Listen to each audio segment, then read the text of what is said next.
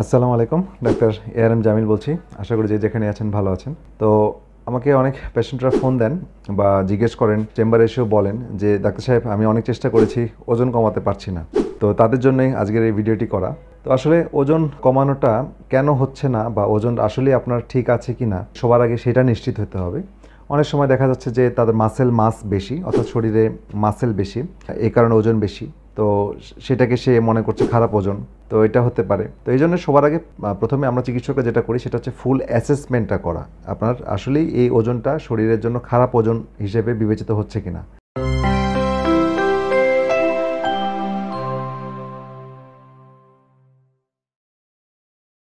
তো সেটার জন্য আমরা যে ফাংশনাল মেডিসিন চিকিৎসকরা যেটা করি সেটা হচ্ছে আপনার ফাস্টিং ইনসুলিন লেভেল আমরা টেস্ট করি বা হোমাইয়ারটা করি, এবং যেটার মাধ্যমে আমরা ইনসুলিন রেজিস্ট্যান্স আছে কিনা সেটা দেখি, যেটা নিয়ে আমি অনেকগুলো ভিডিও করেছি। আপনারা আমার চ্যানেলে যারা নতুন এসেছেন তারা দেখে নেবেন।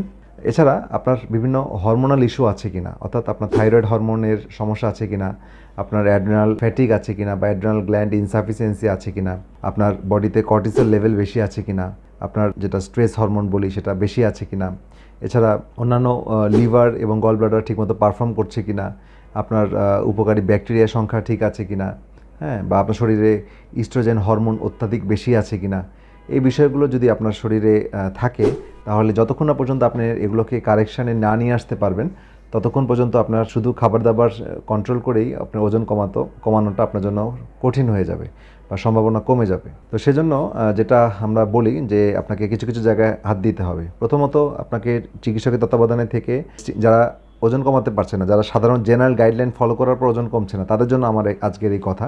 তারা চিকিৎসকের শরণাপন্ন হয়ে আগে চেক করতে হবে আপনার ইনসুলিন রেজিস্ট্যান্স আছে কিনা, আপনার লিভার ঠিকমতো ফাংশন করছে কিনা, আপনার অ্যাড্রিনাল গ্ল্যান্ড ঠিকমতো ফাংশন করছে কিনা, আপনার থাইরয়েড ঠিকমতো ফাংশন করছে কিনা।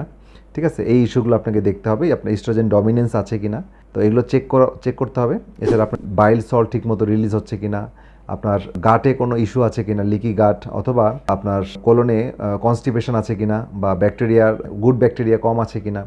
ঠিক আছে, এই বিষয়গুলো আপনার থাকলে সেগুলোকে আপনি আইডেন্টিফাই করে সেটাকে ট্রিটমেন্টের আওতায় নিয়ে আসতে হবে। এখন আমাদের খাবারের ক্ষেত্রে আরেকটা ইম্পর্ট্যান্ট যে বিষয় সেটা হচ্ছে আমরা কোন ধরনের খাবার চয়েস করলে আমাদের ওজন কমবে বা কিভাবে হবে সেই বিষয়টা একটু বলি।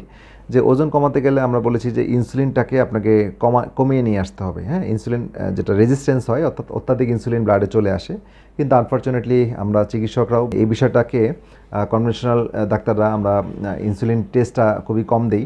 তো বাট ফাংশনাল মেডিসিন যারা রুট কজ নিয়ে চিন্তা করেন তারা ফাংশনাল চিন্তাতে ফাস্টিং ইনসুলিন লেভেলটা পরীক্ষাটা দেওয়া হয়, এবং ফাস্টিং ইনসুলিন লেভেল টার্গেট ঠিক করা হয়েছে 5-6 মতো আপনাকে আনতে হবে। তো আপনি নিজেই ফাস্টিং ইনসুলিন ভালো কোনো ল্যাব থেকে টেস্ট করে আপনি দেখতে পারেন যে আপনি কতটুকু আছে, এবং এর সাথে ফাস্টিং গ্লুকোজ করে আপনার একটা হিসাব আছে হোমাইয়ার বের করা। ঠিক আছে, তো যেটা হিসাবটা আমি আমার চ্যানেলে দেখিয়ে দিয়েছি একটা ভিডিওতে, ওটা আপনি দেখে নেবেন, আমি ডেসক্রিপশন বক্সের লিঙ্কটা দিয়ে রাখবো। তো এইটা একটা বিষয়।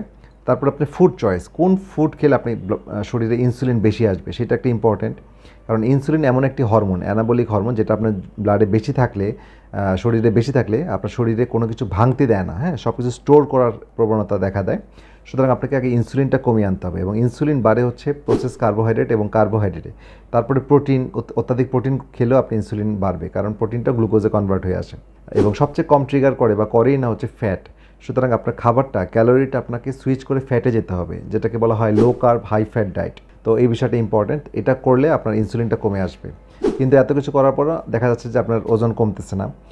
বা ইনসুলিন রেজিস্ট্যান্স কমানোর ডায়েট বা ডায়াবেটিস রোগীরা ডায়াবেটিস নিয়ন্ত্রণের জন্য কী ডায়েট, এই দুইটা হেডিংয়ে আমি দুইটা ভিডিও করেছি, এটা আপনারা দেখে নেবেন যে কীভাবে সারাদিন খাবেন ইনসুলিন রেজিস্ট্যান্সটা কমে আসবে। তো সেইটা আপনারা ফলো করবেন। কিন্তু তারপরেও দেখা যাবে অনেকের হচ্ছে না, তাদের ক্ষেত্রে দেখতে হবে আপনি ঠিকমতো ঘুমাচ্ছেন কি না।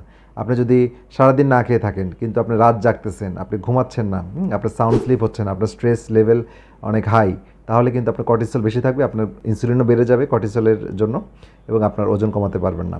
তারপরে হচ্ছে আপনি ইস্ট্রোজেন বেশি আছে কিনা। ইস্ট্রোজেন বাড়ার জন্য অনেকগুলো কারণ, ইস্ট্রোজেন ডমিনেন্স নিয়ে আমি ভিডিও করেছি। অনেক মহিলাদের ইস্ট্রোজেন বাড়ার কারণে তাদের পিসিওএসের মতো সিমটম হয়, তাদের মাসিক এলোমেলো থাকে। পুরুষের ক্ষেত্রেও ইস্ট্রোজেন বেড়ে যায় যদি আপনার অত্যাধিক ফ্যাট থাকে শরীরে। হ্যাঁ, লিভারের ফ্যাটি লিভার থাকে, আপনার সাবকিউটেনিয়াস ফ্যাট যদি অধিক থাকে, তাহলে আপনার অ্যারোমেটেজ এনজাইমটা এই ফ্যাট থেকে আপনার টেস্টোস্টেরন থেকে আপনার ইস্ট্রোজেনে কনভার্ট হয়ে যাচ্ছে।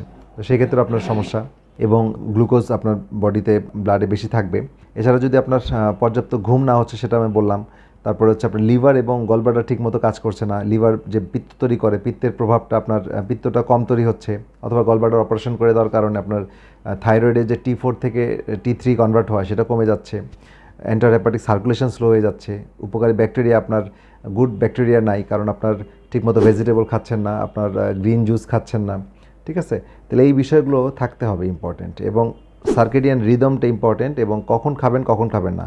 আমরা বলি যে ঘুমের 4 ঘন্টা আগে খাওয়া শেষ করতে হবে, রাতে সন্ধ্যার পরপরই আপনার ডিনার শেষ করে ফেলতে হবে, এবং তার 4 ঘন্টা পরে 3-4 ঘন্টা পরে যে ঘুমাবেন, এবং সকালে খাবার যত দেরি করে খাওয়া যায়, হ্যাঁ, ইভেন 11টা-12টার পরে যে খাবেন, কিন্তু এর মাঝখানে আপনার পিঙ্ক সল্ট, গ্রিন জুস এগুলো খেতে হবে। এবং সবচেয়ে বড় ইম্পর্টেন্ট যে বিষয়টা সেটা হচ্ছে আপনার ইন্টারমিডিয়েট ফাস্টিং আপনাকে করতেই হবে, কারণ ইন্টারমিডিয়েট ফাস্টিংয়ের মাধ্যমে আপনার হরমোন লেভেলটা কমে আসবে, আপনার যে হরমোনগুলো ফ্যাট বার্নিং যে হরমোনগুলো, হ্যাঁ, সেগুলো আপনার এক্সাইটেড হবে, এবং আপনার অ্যানাবলিক হরমোনগুলো ডাউন হয়ে যাবে, ঠিক আছে, কর্টিসল লেভেল কমে আসবে। এক্সারসাইজ খুব ইম্পর্টেন্ট, সেটা আপনাকে দেখতে হবে এক্সারসাইজ ঠিকমতো করছেন কিনা। তো এই বিষয়গুলো আমি আজকে জাস্ট বললাম যে এই বিষয়গুলো যদি আপনার দেখেন যে আপনার মধ্যে ল্যাকিংস আছে, তাহলে আপনাকে অবশ্যই কারেকশন করে নিতে হবে, আদারওয়াইজ আপনি শুধু না খেয়ে থাকলে আপনি ওজন কমাতে পারবেন না। তো আশা করি আজকের ভিডিওটা উপকারে লেগেছে। আমাদের ভিডিওগুলো অবশ্যই আপনাদের জন্যই করা। তো আপনাদের এই সমস্যাগুলো থাকলে, কোনো কিছু জানা থাকলে আমাদের কমেন্ট সেকশনে মন্তব্য করবেন, এবং পরিচিতজনদের মাঝে এই ভিডিওগুলো শেয়ার করে তাদেরকে সাহায্য করবেন। তো আজকের ভিডিও এই পর্যন্তই। সবাই ভালো থাকেন, সুস্থ থাকেন। পরবর্তী ভিডিও দেখা আমন্ত্রণ রইল। আল্লাহ হাফেজ।